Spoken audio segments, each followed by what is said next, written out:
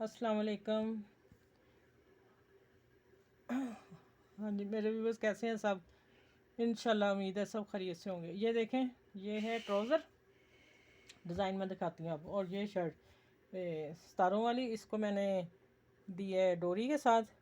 बारीक डोरी जो बाज़ार वाली होती है, बिल्कुल बारीक सी है, इसी गोटी के साथ आती है। ठीक है, ये शर्ट है, ये इसकी बैक सादी है पीछे। ठीक है, और आस्तीन भी दिखाती हूँ।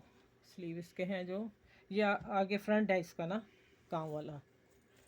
ये इसके आस्तीन स्लीव्स हैं। ठीक है, और ये ट्राउज़र जो है वो बहुत अच्छा है, बहुत मज़े का है। ये देखें डिज़ाइन, ये पिंटन कर लें बारीक वाले, और ये नीचे वो लेस बना के खुद फ्रिल दी है।